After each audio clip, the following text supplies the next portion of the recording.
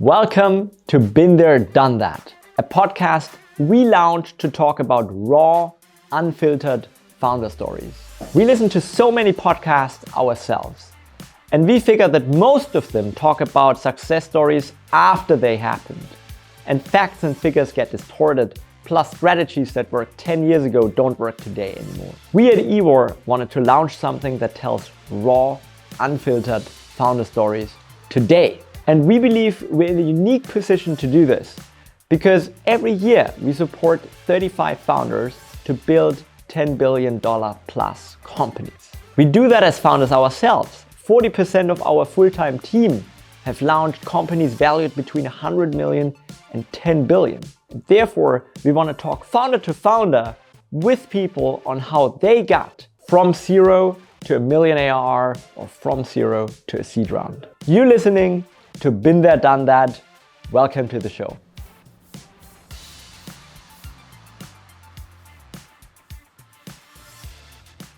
Welcome to another episode of EWOR's new podcast series, Been There, Done That. I'm Padar Maid. I am a founder. I've been 25 years in the fintech and payments industry.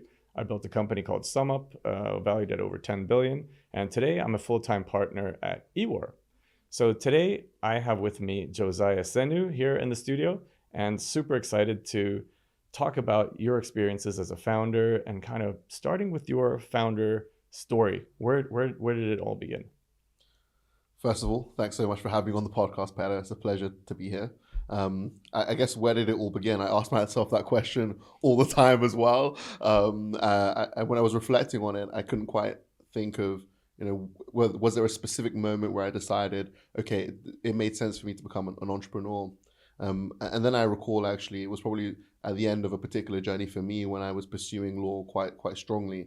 One of my very good friends, he confronted me on our, let's say, a routine Nando's visit, the cheeky Nando's as it were. We were sitting down on a table with him and his brother, and I felt quite happy with myself because I'd achieved this dream of getting to Harvard, where someone from my background and circumstances would have found it quite difficult to achieve. I'd gone to a state school in the UK in one of the most deprived areas of London. And sort of my friend told me, you've done well, but I don't think you've done that well, actually. You could have done much more. And I sort of looked at him, like he was a fool. What did he mean I could have done much more? Like he wasn't impressed by what I'd achieved. And he then proceeded to tell me an incredible story of, founders in Silicon Valley and his own hero, which was this Brazilian billionaire called Jorge Paulo Lemann, who had sort of built companies like Burger King and Kraft and Heinz Baked Beans and so many others, and had invested in a whole host of young Brazilian founders who had then gone on to achieve material success, like the Brex founders, for example. And he was going to go work for this man at such an age, post-graduation. And I sort of looked at that and thought to myself, well, that's an incredible moment, to be honest. That's quite significant. My understanding of the value that can be created in the world was very much determined by traditional setting. And now actually I had an opportunity to break the box. It was a little harsh to expect you to have done all of that, while you just got accepted to Harvard. I mean, you gotta give it a little bit more time for these other founders. But do you feel like he was throwing down the gauntlet, kind of, Josiah, I challenge you to top these amazing founder stories? Yeah, I think so. I think he saw from an early age, and he'd seen the resilience I'd had, going through university, because he hadn't revealed what he was going to do post graduation until the very, very end of our studies. We were all talking about how we would become barristers and maybe eventually one day become judges and sit on the Supreme Court of the UK, which would have been an extraordinary achievement in and of itself. But he sort of challenged the paradigms I had in my head. It's sort of, you don't know what you don't know. And I think he felt, and that's the way I interpret it today at least, that I could do so much more. Why was I limiting myself? I quite love that phrase of it costs the same to dream big as it does to dream small. And I think he was challenging the idea of why not dream big. Yeah, absolutely. I mean, it's one of those things where when we talk in our coaching calls, I remember an early conversation we had was, you know, are we going to go bigger than Africa, or is Africa big enough for the beginning? And I think that having that mindset of go big or go home is something that I always really like, because I think it doesn't, as you say, it doesn't cost you more to dream big, but it also puts your company in a very different place if you do think big from the very beginning. It's a bit like compound interest, where 2 years down the line, having thought we're a global company, we'll have a very different looking company, as opposed to, you know, doing Europe or UK first, or something like that. I think that's something that I come across in a lot of European founders, is that they're thinking on a national level first and not on a global level from day one. So given I mean, your background and your LinkedIn, when we first saw it, it was kind of like a meme within EWOR, because this is ridiculous. This guy must have made up his CV. You got to reference check this guy, because like you were just absolutely rolling up all of the accolades, and you know, Harvard youngest scholar, and it was just thought like, God, this we got to talk to this guy and see what's going on there. When you had this level of academic success and achievement, you were talking to your friend. Like what processes did that start in your head with regards to building a company and going the route of a startup, or even getting into payments? That's a very, very different space than where you kind of could have been headed. Yeah, it's a great question, because I myself have tried to reflect on that moment as well. And number one, I think my parents played a huge role in the reason why, let's say, there were successive academic achievements which seemed to be just better than the next one. And it's largely because the principle of always do the best that you can do. No matter what it is, be the best at it. It will set you up for great foundations to go do other things. And I say that's important because when I made that move into tech, I was actually introduced to the first startup that I joined by my friend. So actually, when I spent the time in the US, sort of at 6 months in, I actually tried to build a couple of companies, working with a whole bunch of different people in the computer science department and the innovation labs at Harvard, and failed miserably at all these attempts. And my poor friend looked at me and he said, I think you need some help and some guidance. That would be great for you. And that's when I got introduced to the founders of Stone in Brazil, of course, Andre, Eduardo Pontes.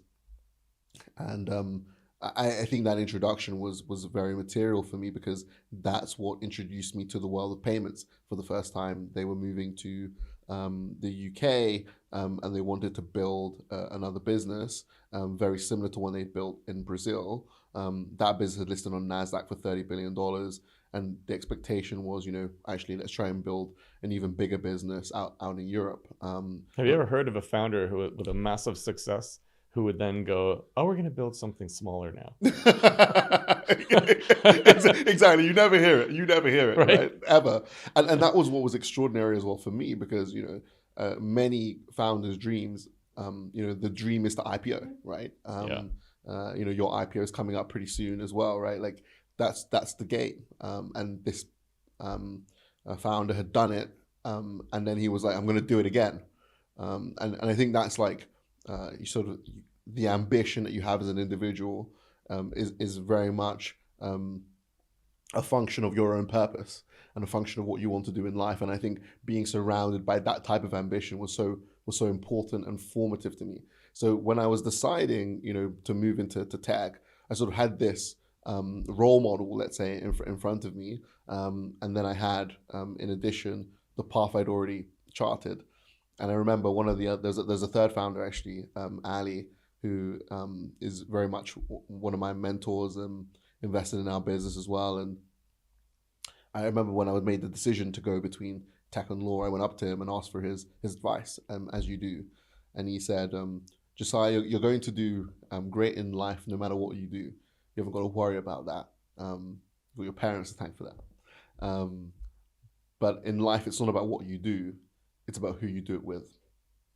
That was material for me because I started to compare. Well, if I look at life in the law, or I look at life in tech, both are incredible professions. One in the pursuit of justice, and another in creating value that materially changes the lives of others. It felt like on this side of the world, there was more impact that could be driven beyond simply a box that was law. You might change the law once every couple of years if you sit as a barrister on a Supreme Court, or if you become a judge yourself. But actually creating products, creating value, working with people who are ambitious enough, who want to do great things, I found myself naturally drifting towards that world. Yeah. I mean, payments are really the pathways of value traveling around the world. It powers everything, right? But you have a pretty personal story for the background of why you kind of picked payments and fintech as opposed to law, right? Maybe share some personal feelings there, like why this obsession with payments? Where does that come from? Not everybody gets excited about payments. No, and to be honest, I also didn't when I first started either, which was quite funny. I fell into payments by accident. It was a function of my friend introducing me to these founders, and then boom, I was on a journey, and actually drifted away from payments for a second before I came back to it. And I think the thing that connected me the most is sort of the connecting the dots in the later on. I think Steve Jobs talks a lot about this for himself. I think I was very much the same. The dots didn't connect for me until I tried to examine what did I want to do for the rest of my life. What was a thing that would excite me? And like you say, payments touches everything. Every single person in the world in some way has interacted with some form of payment method. If I exchange cash for something, I use a card for something, whatever it is, you've probably, if you've engaged in some way with the real world, you've probably engaged in some method of exchange. Yeah. And that method of exchange is super powerful because it's the contribution of ideas, of movement, of progress. People can make things happen as a result of this exchange.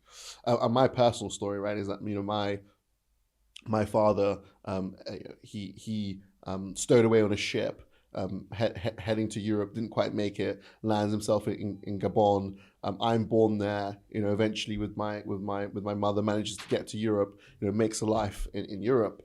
I face personal difficult circumstances with my family where at a time one of our uncles in Gabon was facing some severe persecution, and the only way to help him out was actually to remit funds, right? So this classic remittance story that a lot of people have, where you have family, let's say in the Philippines or Malaysia or Nigeria or Pakistan or wherever it is, you sort of have people working in the West and they're remitting those funds back home. And there's the classic story of medical bills and school fees and things like that. But what people don't realize is that there are also real personal significant challenges beyond these things, moments of life and death.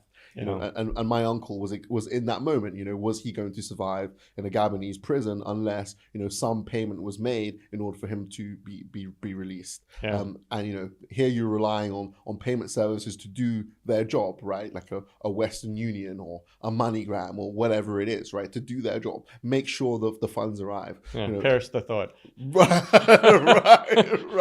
right. Like it's pretty, like it's a simple thing. Where it's like when you want to drink water, you want to have access to water, right? Yeah. Like if people complain about things when they don't work, that should work, if that makes sense, right? It's a fundamental service that needs to just work and be there. Exactly, right? If I turn on the light in my home, I need the electricity to turn on. Otherwise, all of a sudden I get frustrated. And, we know when power outages happen, how agitated everyone becomes, right? Yeah. And sending a payment feels like exactly the same thing, right? Why doesn't it just arrive? Why doesn't it just exist? And that was like, let's say, one side of the story, on a personal side. And then I had, my experience at Taya, right, where I would be, traveling from merchant to merchant, and every merchant, right, is kind of the same. There are, typically someone from somewhere else in the world, an immigrant who's trying to make the best for their family, and their business is a form of subsistence. Yeah. And they face the difficulties of fees, of card fees, and that world just it begins to eat at you after a while, right? Because you're like, you're doing the things that you need to do in order to make ends meet for you and your family, and there's a blocker. And in fact, there's a tax, right, along the way, and I think for me, when I figured out, what's my personal story, where do I want to be, I think it was an ultimate realization that I think my purpose on earth is to delete the tax on hardworking people. Yeah. And that sounds very political as a statement, right? It sounds very mission driven.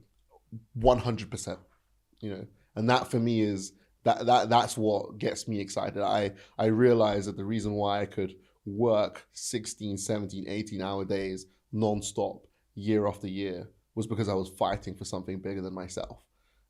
Yeah, no, that's really important. So we talked a bit about kind of your fork in the road there between the legal and the fintech careers. Was there a kind of a moment, some sort of a trigger or seminal moment where you just thought that, what am I doing? I mean, have you heard the story of Matthew McConaughey? When he's got to call his dad, and he went to law school as well, right? So family super happy, going to be a lawyer, massive kudos for him to get into university, and then he's got to go back home and say that actually I want to go to film school, and he was terrified of what his dad was going to say, but his dad just said one comment, and it was, don't half-ass it. Do you have some sort of a moment that you can remember that I'm going to be a lawyer, and then actually no? Yeah, I really do actually. It was I would say that for me, especially because of the background where I'm coming from, very similar I think to Matthew, is your family relies on you in order to ensure things go well, to survive. And you've charted a path which might actually rescue your family from difficult circumstances. There's an opportunity, right? There's an investment made, and it looks like that investment is paying off.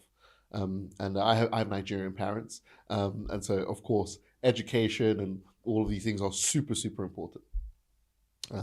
So when I made the decision, I think, to no longer pursue law internally, at least when, after my conversation with Ali and you'd given me that piece of advice, the hardest part was then confronting everyone else in the rest of the world with the decision that I needed to make. And by this point in time, I'd earned a number of merit-based scholarships, and of course this only goes to one person every year. So I actually remember when I eventually actually quit law, I sort of did a bit of a public post about it, because I was an eager law student posting online at the time, and I actually got a bunch of hate mail back, saying, you've taken up other people's places, and how could you do such a thing? You've betrayed the profession. And I remember that being a moment where I was like, wow, I've made this decision. It's not so easy to go do. And then I remember going up to the chambers itself that had given me the offer, and they couldn't quite rack their brain of why I decided to leave. I mean, people spend 6, 7 years, sometimes 10 years, to get to this very specific point. There are 4 people out of 2,500, all of whom are at the very top of their game, who apply for this exact role that I had been given. And I was the second person in 105 years to reject this chambers. Who is the other guy? That's what I asked, actually. we got to find that out. Because that could be an interesting person. Exactly. Funny enough, actually, they did tell me a little bit of the story, and apparently he also went to go pursue a path of entrepreneurship, and was pretty successful. So it definitely, I didn't feel like I was ill placed from making the decision I had made, but in the moment I had to think of an answer, and I think what I said was I was 100% committed until I wasn't. And I think it comes down to what my parents always said: whatever you do, be the best at it. Don't half-ass it. Exactly. No, exactly. Right. There you go. Yeah. And up until that point, I had been the best I felt at law. Right. I felt like multiple papers and cited by multiple Supreme Courts, youngest Kennedy Scholar in over 10 years. I had really pushed the needle of what it meant to be the best in law. And now it was time to do something else. And the moment was made. But I think the hardest conversation was also the conversation with my dad and mum. I remember we went out for a lunch. When my parents take me out for lunch, it's you're gonna have a bit of a serious conversation. You're gonna get a talking to. Exactly, there's gonna be a talking to. I explained to my dad and my mum, the decision I was making and what I was doing, and my dad was very, very silent. I always get worried when my dad's very, very silent, doesn't say anything, because you're sort of expecting something big to come at the end. It's like Krakatoa is brewing for an eruption. Exactly, just waiting for it. Maybe he's just thinking.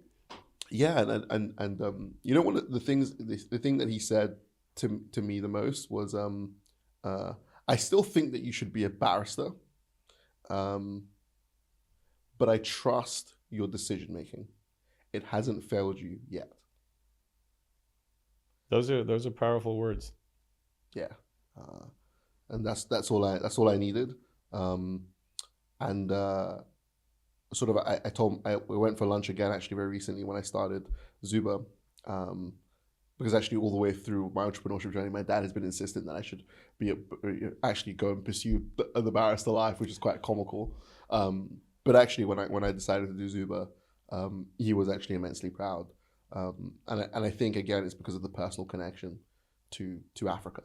That was where he was born. That was where I was born, and it's an opportunity to return some goodwill and to change the world, right? And I think that is a great starting place, because today it still remains one of the hardest places to do business, because of infrastructure.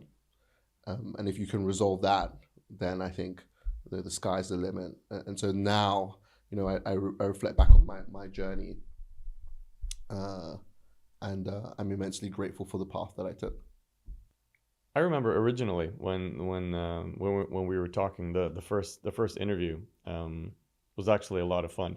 I enjoyed it as well. It's one of those things where when you're talking to a team or a person the first time, you're trying to get a feel for who they are, what's their personality, and I feel like we just hit it off from the very first conversation, and had all of these touch points. I'd lived in South Africa. I'd built fintechs. We had sort of this mission against Western Union and MoneyGram, ripping people off of their hard-earned money, 18%, or whatever they charge these days. And it was interesting to me to hear that you guys were talking about building stablecoin backed new payment rails, and focusing on Africa in particular. Like I said to you guys, if I hadn't made the choice of joining EWOR, I would have been building a company like that myself, maybe with you guys, right? So it felt really personal to me as well, speaking to you guys and thinking like, okay, finally I'm talking to a team here that we'd spoken to probably a good 5-6 teams before we had that conversation with you, none of which we decided to invest in or admit to the program. But I felt like when we were speaking to you guys, as it happened, there were 2 teams that were strong at the same time.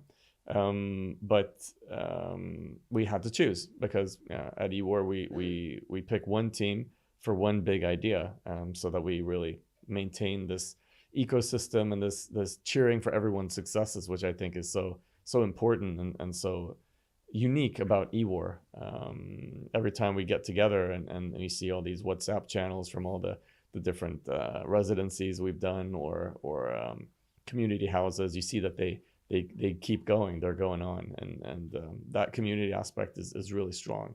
And so I felt that it was really, really good fun to have this conversation with you guys and feel like maybe this is the team. Maybe these are the ones that are going to be EWOR's bet into stablecoin payment rails and the new generation that's going to make the rest of that musky old payments infrastructure kind of finally go the way of the dodo and be replaced by something real time, something that can really move the money at the speed of well, as fast as we can make it go, right? Because that really is the thing.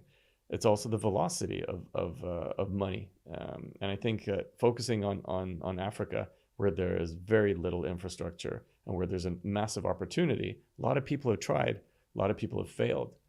Why do you guys think that you are the ones that are going to unlock this and build this infrastructure for Africa? We've talked about a lot of big ideas, but let's hear about some of those now. Yeah, I love this question, largely because it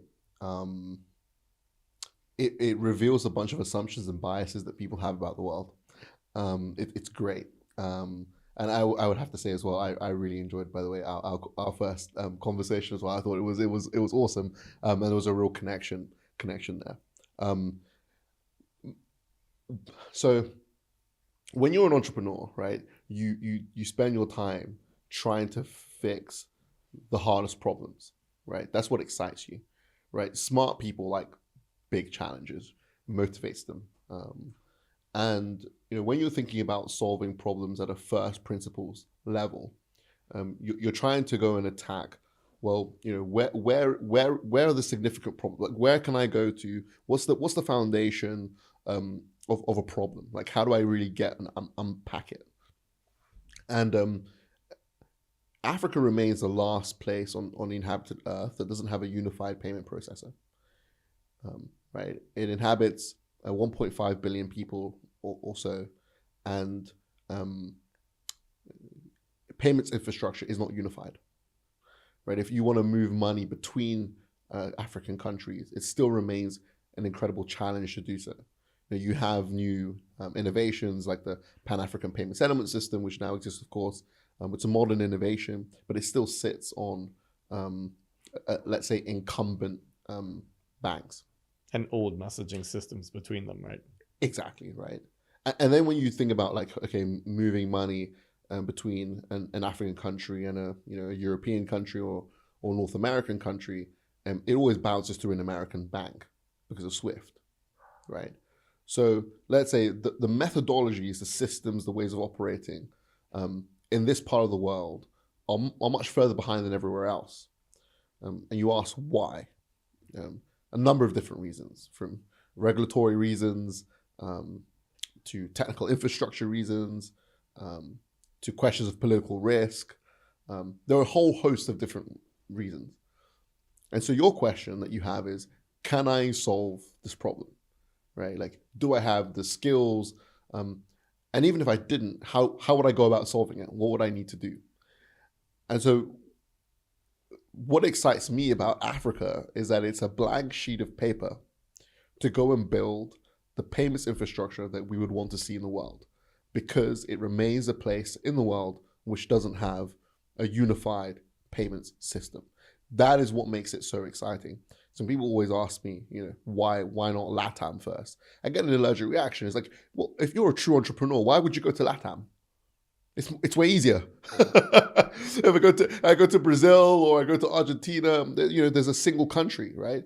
Africa is 54 different countries, different cultures, different ways of operating, different systems. It's harder, but the opportunity, in my view, is as big, if not bigger, right? We're talking about a population, a youth population, which is the most growing in the world.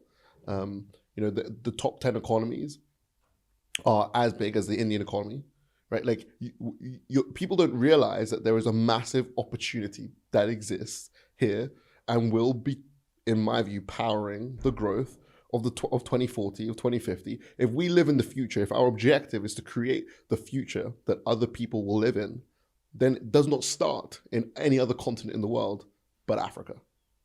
Yeah, I 100% agree. And it's kind of like when we started SumUp, it would have been natural to go over and maybe compete in the US and then try to carve up the market with the Square, right? But we chose Europe. Again, fragmented, 700 million people, lots of potential. But we wanted to do the harder thing, and we thought that we were the team to be able to do it. Just like you guys, you're the team to build this now in Africa. Exactly. And it's not the case that, you've decided, okay, I've got Europe done. I'm going to stay in Europe. We're not going to go and attack other parts of the world. I'm not going to go to North America or, I look at Asia and I'm not really interested, right? Like if you're building a global business, right? If you're an Amazon of the world, if you're an Apple of the world, if, you are building a global business, you are trying to get everywhere in the world as fast as you can. Just because I started in Africa doesn't mean that I aim to be in there the whole time, right? Like I aim to export a great business, a great product everywhere in the world. Every business everywhere in the world is exactly the same. That is my belief. It doesn't, you need to hire, you need to do sales and marketing, you need to do finance. It's all the same. Yeah. Right? I think that's, I don't know. I think that's probably where we also had a massive connection where that's the opportunity, right? Like to do things that people haven't done before. Absolutely, and it's connecting sort of the existing banking infrastructure and then building something better on top of that. Something that runs at the speed of the internet and not at the speed of telephone lines and whatnot, if they even exist.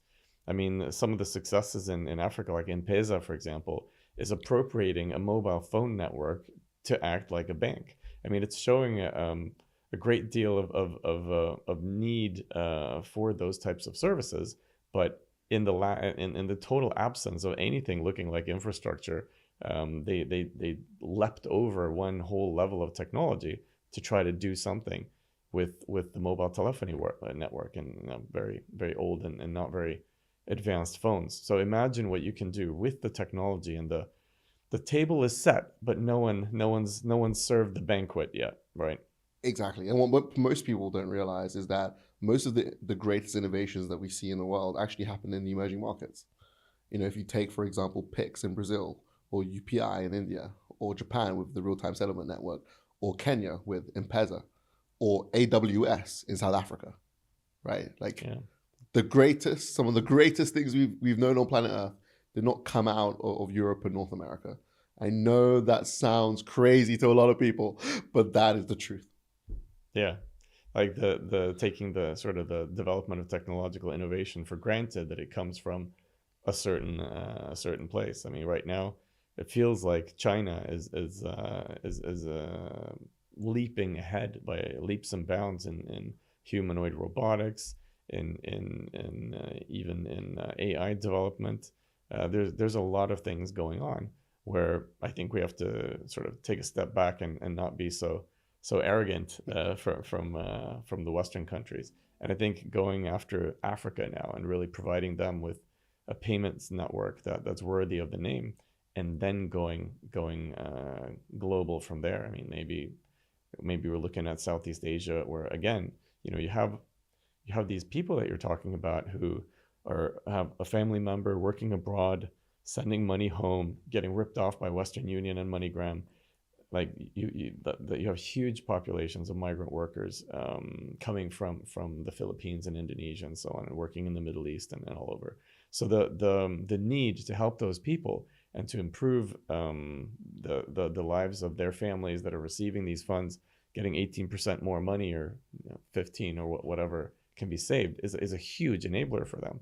And so I think this mission that you guys have articulated and really thought about, it's not just about Africa. It's much bigger than that, and solving it in the hardest place first kind of sets you up for a lot of momentum when you then want to expand into other territories. 100%. I mean, think about it this way: whenever let's say investors deal with business building in Africa, there's always a sense of, oh well, the Silicon Valley playbook just doesn't work in Africa. It's just a completely different environment. It's a completely different game, and you're like, yeah, it's a completely different continent. But actually, what you get down to is, what is the flaw? Like, what is the minimum requirement in order for an individual, an entrepreneur, a business to be able to operate? What do they need? You begin to strip away a lot of things which may be a little bit more fancy, a little bit geared to purchasing power, GDP, and you start like stripping it down to like its fundamental basics. And I'm a big believer that the great entrepreneurs are philosophers, they're economists, they're social scientists. They look at everything holistically, and then make a contribution to the world. And sort of, I think the Zuba's contribution is realizing that if you solve the problems of the local African merchant, you will solve the problem of every merchant everywhere. Yeah, I agree. I mean, there's some people smarter than myself, like Paul Graham, for example, said that, I don't know about that. said that well, certainly more successful. I haven't met Paul, but I met you. So. No, but he said something interesting. He said that now that the next decade is the decade of the polymath. When AI is enabling people to be able to build things where they don't necessarily need to have development skills, but they can take an idea, something they can imagine, can actually with relatively small resource investments compared to previously, be actually built and realized. And that means that a lot more ideas can be tried. And it's also interesting, what you said about the African merchant. So a lot of the teams that we spoke to before I met you guys, they were looking at remittance payments. So competing with Remitly and all these ones, Wise and TransferWise, as they were called earlier, 7-8% because of FX, and still bearing a lot of the costs of, as you mentioned before, the middlemen in the system, the toll booths where you get taxed along the way, right? And I think what was interesting to me there was that, and they figured out that building kind of a crypto wallet with a stable coin backing in order to handle the FX translation between the two fiat currencies, they realized that what the merchants were actually doing was they were taking their money and then they were depositing it into their stablecoin account, because in Nigeria they were looking at 14-15% inflation, and so they were literally just took the solution for remittances and then actually just taking their money and just sticking it in there for hedging against inflation, basically. So stablecoin, having the inherent quality of being stable, meant that they could then protect their money against inflation while they were continuing to operate their business. And that was kind of an interesting thing to me, where if you provide infrastructure, then people will start using it in the best way that they know how to solve their problems. And so even if you didn't know that it's a problem for them, that they're losing a lot of revenue also on payments with different payment terms, in the meantime, they see this as so FX exposure is a problem for them, along with inflation. And so as you're building this infrastructure, it'll be very interesting to see what you turn it into. As we see now, Robinhood is offering prediction market functionality. I wouldn't be surprised if Revolut goes and starts offering equity trading and so on. Everyone coming from completely different directions are building out a portfolio of services around personal finance, when it comes to B2C. And also I imagine that the same thing is going to happen with B2B and merchants. So what are your thoughts there in terms of solving the problem for this African merchant, and what does that look like as you look into the future? Yeah, it's a great question. So I've thought about this a lot as well. So I imagine that what we're doing at first is we're building a railroad. So, you're creating infrastructure that connects two parts of the world which traditionally have been underserved or haven't quite got a track. So today we connect Europe to Africa. Tomorrow we connect North America to Africa. Then we connect Asia to Africa, right? And you're constantly building roads, right? Eventually, at some point, you're like, well, LATAM to North America or LATAM to Asia, right? You're building tracks. Sometimes these tracks already exist, but they're poorly maintained, right? Like there's rails missing, it's bent in a corner. It needs to be taken care of. And then there's sometimes the track doesn't exist at all, and your job is, okay, go build it. Once you've built the track and it's working though, there's a sense of, okay, what goes on it, right? And typically it's some form of train or a carriage or something that's transporting something, a good, humans, whatever it is, from point A to point B, right? And that then becomes like the delivery. What is the experience that you're being able to offer? And the way we look at that, the way we think about that is actually, you kind of need something that's closer to the customer, right? You need to, maybe some sort of dashboard, maybe it's a multi-currency account, maybe it's an ability for them to do treasury, right? Like there's just something that it gets a little bit closer. And then you start to go into real details, right? Once you've got, okay, I've decided to put this train on this particular railroad, let's say Europe to Africa, I kind of care about the details of what's inside the train itself. What type of service are we delivering? Is there, free Wi-Fi? How comfy are the chairs, right? And we start to go into the details. An ability for a merchant to do a bulk payment, an ability for the merchant to get an invoice. Can we categorize it? Can we reconcile it? Can we connect it into an ERP, right? You then begin to, like you say, to unpick different parts of the problem. And like you say, Robinhood, Revolut, etc. Everyone's converging to the same place, right? But the design of how you get there is so important. The railroad that you pick, the train you put on it, the interior, the experience that, what about the experience when a customer enters the train for the first time, right? Do they get a red carpet? Is there paparazzi? Right? For us, like, how quick is it to onboard? KYB is a pain, right? If you try to onboard a merchant in Nigeria and you're asking for their tax information, it's going to be pretty challenging, right? It could be a perfectly acceptable customer, but you're asking the wrong question, right? So all of those optimizations along the way is the journey that we're on. And what I'm excited by is that, eventually, if you're really successful, you get to build a really strong network, right? All of a sudden, people are coming on and off your trains at different platforms, at different stations, different parts of the world. It's exactly what I imagine Zuba will be like. We will have a platform in different parts of the world. People will be coming on and off. They'll get a great experience. We'll make it the best experience in the world. And they will not want to leave. They want to stay on this train a very long time. Why? Because it's the best train in the world. Or I should rather say, it's the best payments experience they've ever had. Yeah. I mean, when we talk about building the infrastructure, that is a foundation for all of these other services that you can add on top. But it's also a question of building a brand. Like Zuba tell me a little bit more about the story behind Zuba and what you think that this can actually mean as you build out the company. Yeah, it's a great question. Most people don't actually realize that our original name was Velox. Actually, when we joined EWOR, we joined with the name Velox. It sounds like a nasal spray or something. exactly.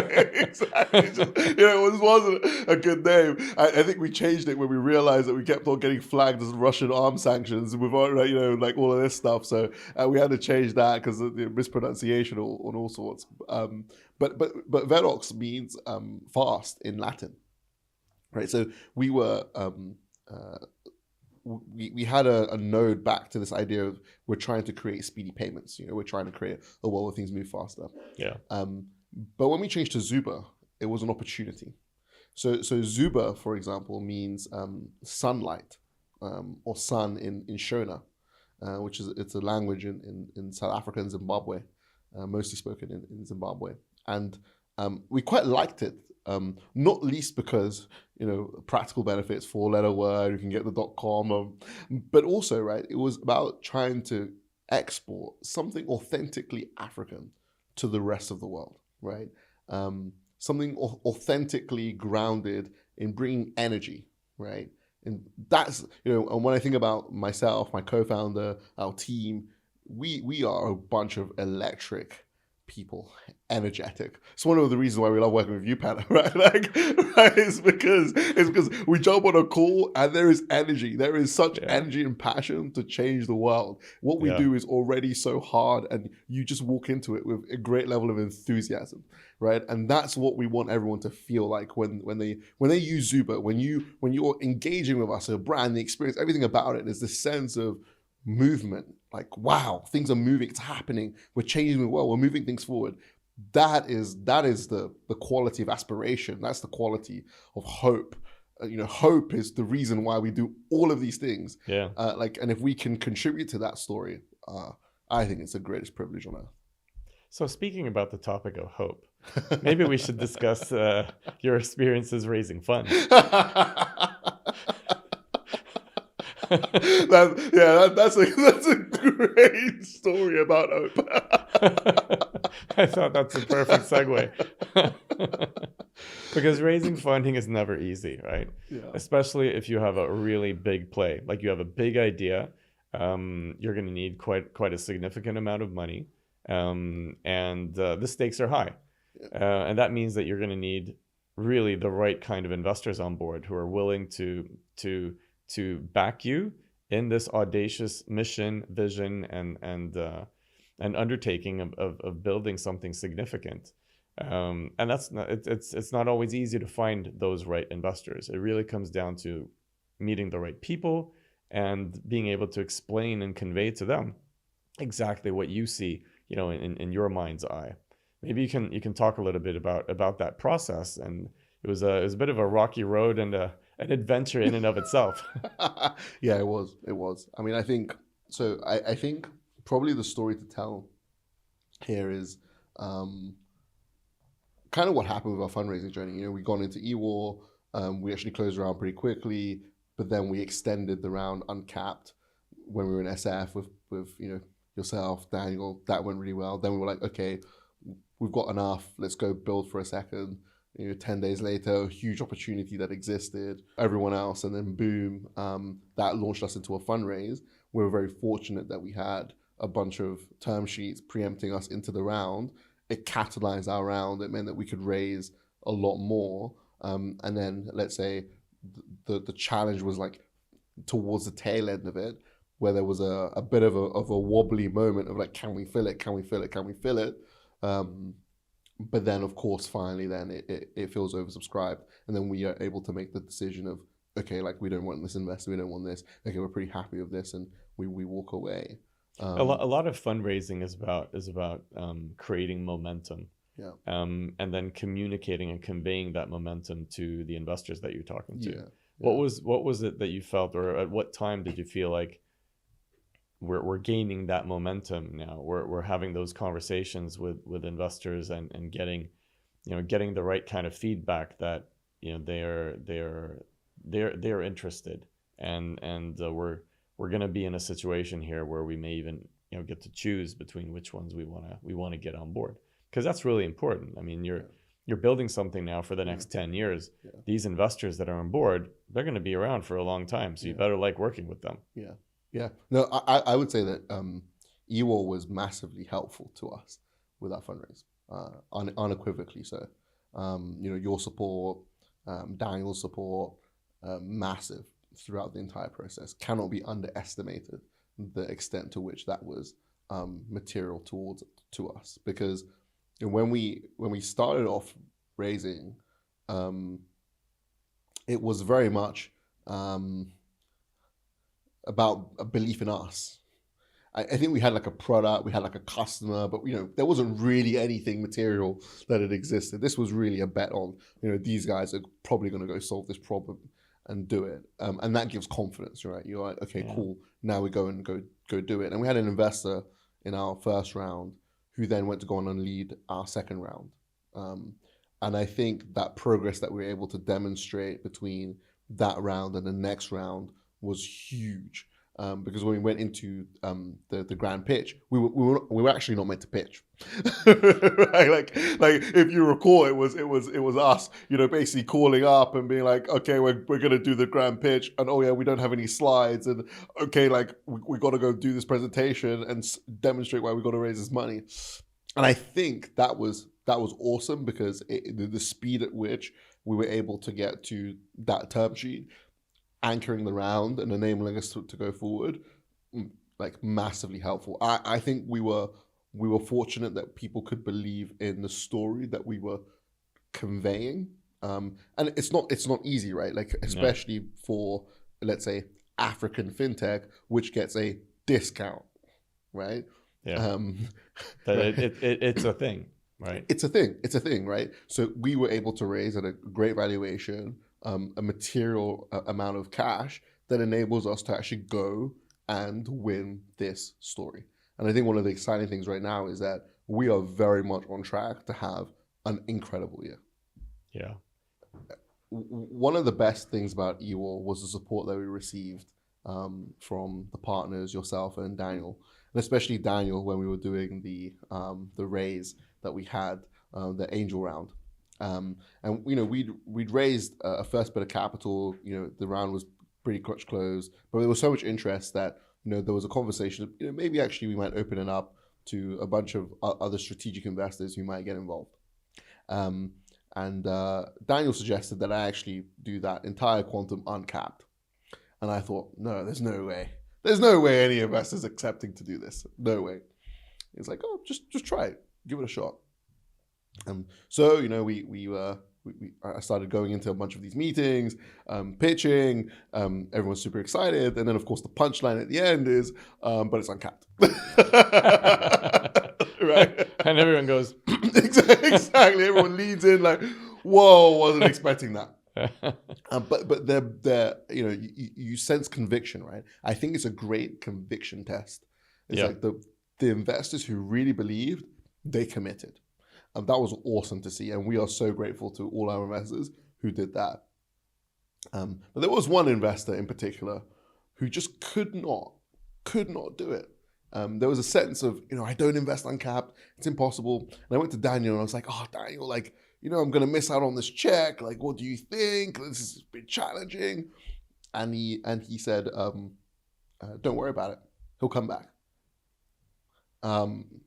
And I was like, I don't know. This is Daniel talk. Fine. Like, whatever. We've lost this check. Cool. I really like this investor, but cool. We move on. And about a month later, right, this investor comes back.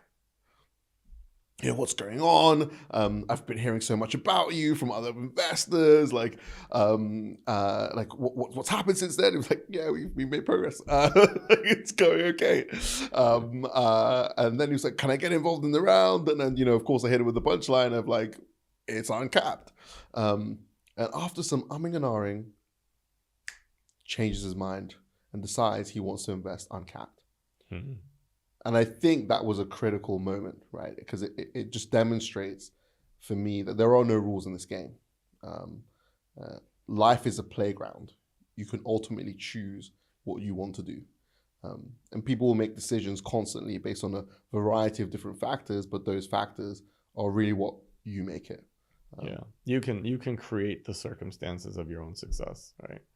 That's really what it looks like. And that's every investment and every relationship with an investor is, it's a singular event, which you can try to influence to become exactly the outcome that you would like to see, and that's an important confidence boost and a realization for a founder to have that. And I think that confidence also shines through in your storytelling and your pitching.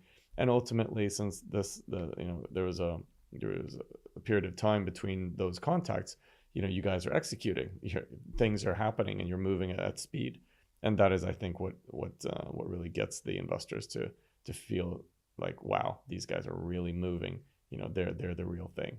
It's not just a deck. Yeah, completely agree. It was is, you often get moments in life, or maybe not often. I think for you now, they're probably few and far between. But like something, you see it and it fundamentally changes how you see the world. It's like incredibly dramatic, right? Especially with fundraising. For me, it was definitely one of those moments where I was like, all this time, all of this advice that everyone was giving me about how things should be done doesn't mean anything. No, you're not standing there with your hat in your hand and sort of asking for alms to the poor. Exactly that. We didn't talk about this earlier. Maybe you're very competitive in your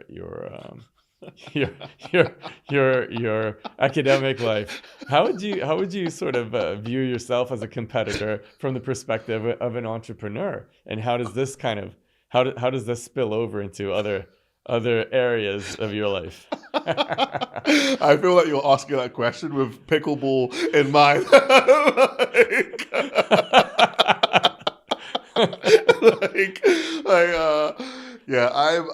I'm insanely competitive. Yeah, I'm insanely competitive. I like to win. I think winning is a choice. I understand the consequences of what that means. It takes sacrifice. But I'm definitely of the mentality of I will not quit. And I think business is a way for that to be unleashed. Sport, when we were playing together in San Francisco, it comes out. Sport is probably where it comes out in a very unvarnished, unpackaged way. I thought I was at an NBA game with all the shit talk that was going on. But it takes one to know. Exactly. It was like the slander on that court where like if people knew. But it gets me pumped up. It gets me fired up, and like you do this stuff to in my opinion, to win. So one of the great inspirations to me is Jack Welch, he's a phenomenal leader. I think he had sort of 30 consecutive quarter-on-quarter growth, and he was managing. He was the CEO of CEOs, so he had a litany of CEOs that were reporting into him. Yeah. And he says it so simply and so clearly. He's like, no one wants to be on the losing team. No one. That's the title of his book, Winning. Exactly right. No one. I'm a big football fan, right? And I'd see my team go to the Champions League final, whatever it is, right? Like go to the dressing room of the team who's lost the final, right? Any final, right? Any sport, right? Are they excited? Are they happy? They almost did it. They almost made it happen. They were the almost people, right? That's painful. It's painful. Who were the guys who were remembered? The winners. Yeah. Win, right? Why do people want to have a conversation with me, right? Why did you pick Zuba for EWOR, right? Yeah. Because there was a demonstration of winning consecutively over many, many years. And that's the standard that I have for myself, is the standard that we have for everyone at Zuba. We have winners. We win. And sometimes winning is not necessarily in a specific moment, right? You might lose many, many times to win, right? Yeah. Many times. It's a mindset thing. So Josiah, we talked a lot about winning and the mentality that it takes to win. But it's kind of like Michael Jordan in his series saying, I've missed more shots than anyone. I've taken more shots, and that's why I win, because the practice puts me in a position where when the chips are down, I'm the one who's going to take that shot. I know I can do it. I practiced it a bazillion times. It's going in. But he missed a lot of shots as well, like in those buzzer moments, right? And exactly as you said, like, what's it like in the locker room of the losing team after you took that buzzer shot and it bounced out? That kind of the resilience and the mental attitude that it takes to get back up again and say, okay, we didn't win today, but we're gonna get, we get to go again. That's the prerogative and the the beauty of being an entrepreneur is you can fail as miserably as you want, and yet the next day, hopefully, you get to go again and do it better, right? What were some of the challenges so far on the journey where you felt like, man, I am not winning. This is a tough situation. Yeah, great question. My therapist tried to uncover a lot of my psychology because I sort of said I love to lose. And the reason why I love to lose is because I love to win. It's a very interesting psychology here because every time I lose, I learn. And you get pissed off and you get even more motivated to work harder for the next time, right? Exactly. So losing is a gift. It's a gift to do better. And the way that's packaged for us is there was a moment during our fundraise where we're moving at a significant speed. And part of the opportunity that's in front of us is that we can work with an entrepreneur who's been building in the payments space in Africa for the last sort of 10 to 15 years. And we were able to work with significant members of their team. We're able to acquire a whole bunch of different assets, which have bolstered and improved the intrinsic value of the company. It was a huge opportunity. And we actually flew out to Kenya. We sat with a whole bunch of execs from this business, and we were thinking about how we would chart the future. It was a material opportunity. It was a game changer. And honestly, it was a huge learning opportunity, right? Like, the details of how exactly to build a winning cross-border payments company, the lessons learned from trying to do that, that is invaluable information that, people don't just give up, right, in a simple conversation. And I remember, we were presenting to the wider team what our vision was, what we were trying to achieve. It was like interrupted. I was like, "Oh, guys, we know all about this stuff. Like, tell us, give it to us plain. What is this actually all about, right?" And we got quizzed and pushed, and in the moment, I thought to myself, like, we're losing the room here. Like, we are not convincing these guys that this opportunity makes a lot of sense. But at the same time, it was fundraising, so I actually had to cut my answers in short to go away and jump on a fundraising call and speak with an investor. And I remember, right, you have to imagine there's 16 of the best execs in Africa payments quizzing you, and you're like, this is killing me. Like, how am I going to get out of this? How am I going to convince the guys in the room that they should stay here? And then you've got to jump on a call 5 minutes later, euphoric, excited, ecstatic, and selling that your company will be the best company in the world. Multiple personality disorder. Exactly. I not to give people fuel, but like I sat there thinking, am I a psychopath? That is very weird, right? Like, to go from completely being in a place of being emotionally very low to completely changing your personality to be emotionally very high in such a short period of time. And in the end, this opportunity that we had didn't materialize, right? So it didn't happen. That hurt. We had invested a lot of time, a lot of capital to make it happen. And to turn around and be like, that thing I said I would do, I didn't do it. And I pride myself on doing the things I say. It's almost crushing your identity, right? Like, that is super hard. Those are for me some of the most challenging moments. That was a challenging moment for us and our company. But when I said I love to lose, I took that moment, I took that situation, and I said, well, what did I learn out of it? What did we get out of it? We know the challenges of our space a lot better. We know the individuals, the personalities. We know the bumps along the way that might come. We can mitigate for that. We can prevent that. We didn't get everyone on board. We got some people though, right? Like, and sort of being able to take away some of those benefits and then making yourself stronger as a result, like, that is awesome. So not to sound like, why are you eternally optimistic? People often label this on me a little bit, like, you're always happy, you're always, but how can you not be when you're spending a lifetime learning? Yeah, I think that I really like that insight. And it also points to you being very self-reflective as a person, which is quite unusual in general. You have to have a few more years on your journey to really start considering, why did I react like that, or why am I feeling this way right now? That is a superpower in and of itself, and I think you embody that really well.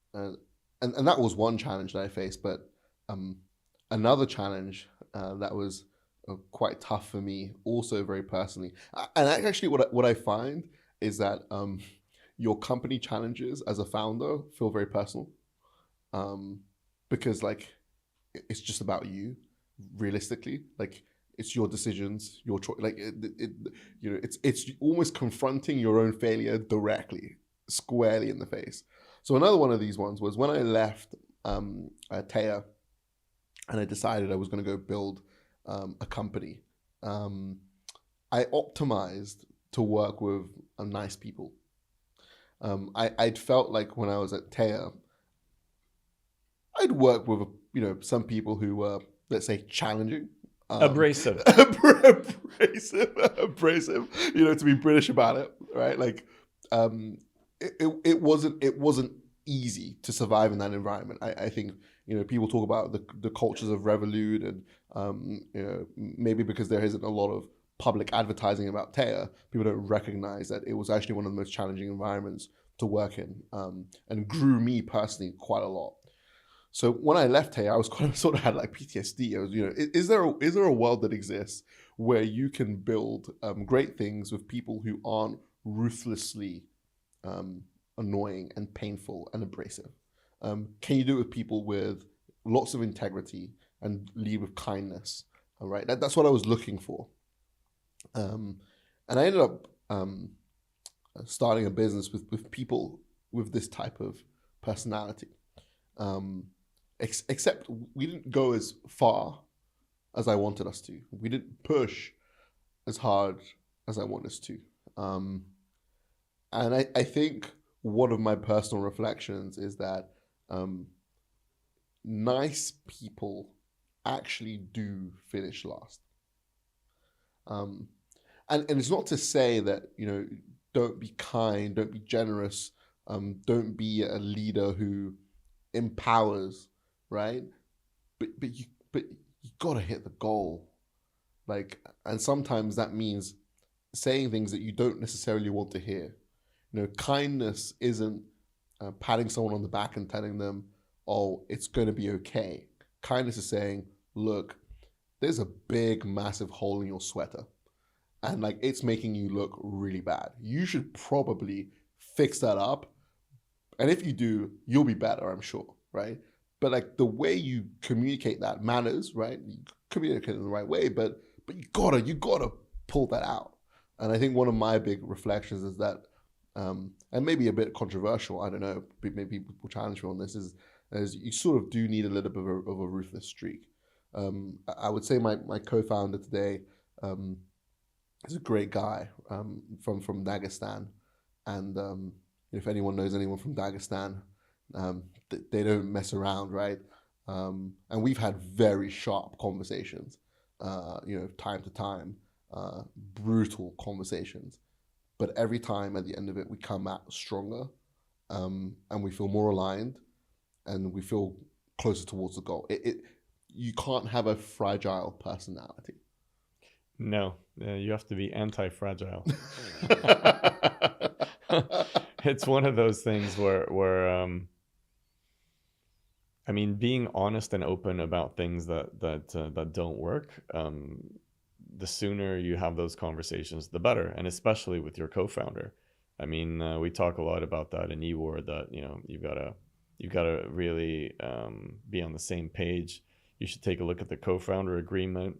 Agree on a lot of fundamental things before you get on that journey together. And I think that's probably the most important thing there is as you're starting the company. And you guys have definitely found each other and have this great relationship where you can really butt heads, and then afterwards, take into account the other viewpoint, and then laugh about it, and then you move on. Like that, you need to be able to clear the air, because if you have a team of pussycats, everybody's being nice, but they're tiptoeing around issues and topics. That's not a winning team. Coming back to that, like the winning team and competitiveness, highly competitive people are not nice people necessarily, right? You're look at John McEnroe in tennis, like he's a pretty abrasive guy, and yet he's a legend of the sport and a fierce competitor, right? I always said like to people, is like, you may not love me, like, right? Like I may not be your best friend, I may not be the person you want to call at your dinner party, but you will respect me, and you will do the best work you ever did when you're at Zuba, 1,000,000%, because I will push you to your limits. We will push each other to our limits, because we're not here to participate, we're here to win. Yeah. And that type of rhetoric, even, oh my goodness, for some people it's like this person is in a completely different environment, a completely different world. But I kind of want to touch a little bit of what you mentioned earlier, of knowing what the values are, what the principles of your co-founder are. I actually think it's very much like relationships, a difference between a life story and a love story, right?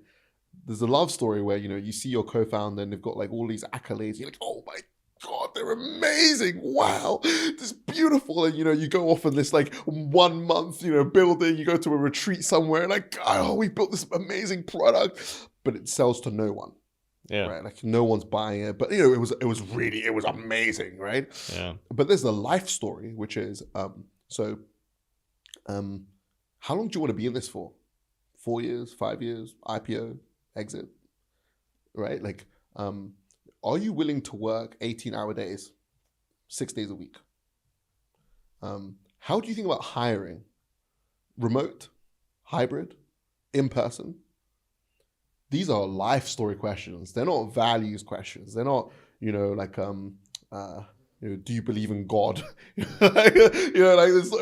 not things like this. It's not, like, oh, you were kind, but no, it's like, this is like practical, meaningful stuff. Like, okay, how do we think about our board? Who sits on the board? Right? Like it's questions like this, which are way more material. Yeah. And I feel very fortunate with my co-founder that we had those conversations day one. I say, and I'll let you come in now, is like, we had an ego requirements conversation. What does your ego need for you to be at this company for the next 10 years? Right? Do you need to be on the cover of Forbes? Do you need to do podcasts? Right? Like, what does your ego need? Do you need to have technology and product reporting to you the whole way through? Like, these conversations, I think every co-founding team honestly should have them, because like that's when you know whether or not it's truly a life story and not just a love story. Yeah, and you need to write that down on paper and sign it off. Like, that's the co-founder agreement. And we talk a lot about that co-founders need to do that and have those tough conversations. What happens if someone plunks down 100 million in 2 years' time? Do you take it, or do you say, forget it? We're building something truly monumental here. 10 billion plus. If that has to be there. Exactly. And let's say God tests your faith at different points. Like, someone slaps an offer for 20 billion on your table. But you say your co-founder, we're going to build $1 trillion company. 20 billion is, but 20 billion, right? Like, nerve, character, personality, right? Like, winning. Like, it's in the pressured moments that you find out who you truly are. 100%. And regarding God, if you want him to laugh, tell him your plans. Exactly. Tyson also said it so well. Everybody gets a plan until they get punched in the face. What are the things you're most excited about now that are coming up? We've talked the talk. Now it's time to walk the walk. It's execution mode. So in the last couple of months, we've been heads down. We have a clear direction of where we want to go. milestones that are set, and honestly, week on week, quarter on quarter, we keep hitting our goals. We're moving with a lot of pace. I'm super excited for 2026. I think at the end of this year, we're looking hopefully to really have it, maybe even raise our next round at the pace that we're going at. Every time we close a deal, every time we uncover a new opportunity, every time we close that opportunity, we have that sense of momentum. We're building towards something. Demand in Africa is not the problem. No. Right? It's the execution. And every day, we had 3 merchants sign up last week, right? And they want to do a trade. They want to move. They want to make, the pace of movement in our space is electric. That's what we do this for. So from my perspective, the thing I'm most excited by, what's keeping me pumping is, can we realize the next milestone? Just go from there. Keep building, keep progressing. Because, this will be the last company I ever do. Okay, that's a big statement. And what a perfect point to end on as well. Thank you so much, Josiah, for joining me here today. And thank you, everyone, for listening and your time. And hope you got some value out of this podcast episode. Thank you. If this conversation resonated with you, there are 3 things you can do to support. First, you can subscribe. At whichever platform you're listening to this, there should be a subscribe button. It would mean the world if you subscribe. Secondly, you can share this with someone you believe would benefit from the content of this conversation. And thirdly, you can go to EWOR.com/signals and stay up to date on all things EWOR by subscribing to our newsletter. Well, thank you very much for listening today, and see you at the next episode.